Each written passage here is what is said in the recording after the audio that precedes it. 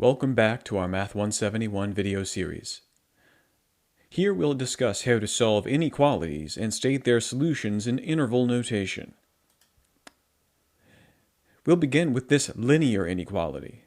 I'm calling this a linear inequality because all of the x terms are first power and there is nothing that is higher power.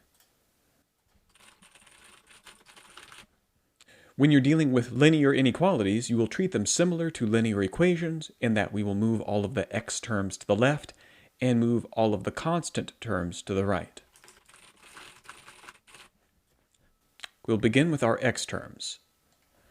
This negative 4x that is on the left is in a perfectly fine position because we want our x terms to be on the left. The 2x that's on the right will need to move, and when we move it, it will change to negative 2x. If we do that, negative 4x and negative 2x makes negative 6x.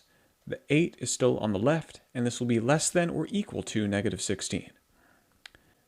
Now, this constant term that's on the left needs to move to the right. That's the 8. When we move it, it will change its sign and become negative 8.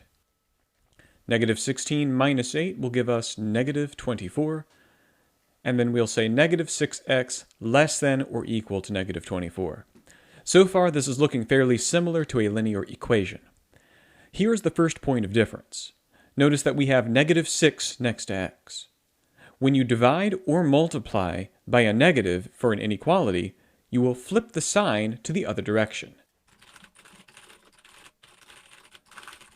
In that case, less than would change to greater than, and greater than would change to less than. Here we have a less than or equal to symbol. So when we divide both sides by that negative 6, that less than or equal symbol will change to greater or equal. Negative 6 divided by negative 6 on the left will cancel out and will give us just an x by itself. Negative 24 divided by negative 6 will give us positive 4.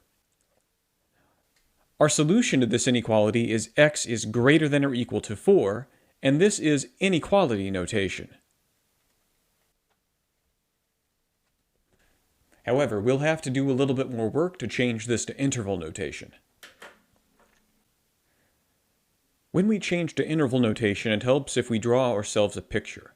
We'll begin by drawing a number line with two arrows, one on the left, one on the right, and we'll place negative infinity on the left arrow, positive infinity on the right arrow.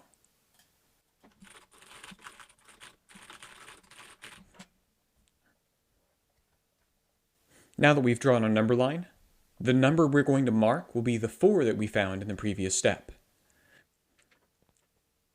So if 0 is in the middle of this number line, 4 will be somewhere to the right of it. Now we will either mark that 4 with an open circle or closed circle. You will use closed circles for less than or equal to or greater than or equal to. And you'll use open circles for strictly less or strictly greater. Now we'll draw an arrow connected to that dot. The direction of the arrow we draw will depend on the symbol. Any symbols that say less than indicate a left arrow. Greater than will indicate a right arrow.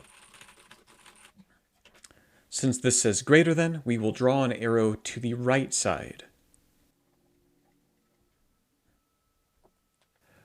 Now that we've drawn this picture, we can see that the region that's marked in green will start at 4 and will end at infinity. We may write our interval as 4, infinity. One final bit about the notation. Now, when you have a closed dot anywhere in your interval, you will write that as a square bracket in your interval notation.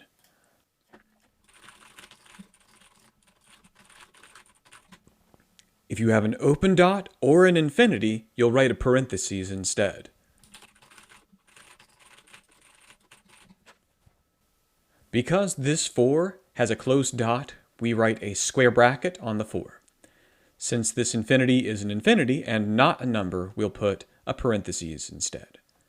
Therefore, our solution to this linear inequality is 4, infinity. This is how we solve a linear inequality, how to write the interval notation, and determine whether the dots are closed or open, as well as which direction the inequality will face.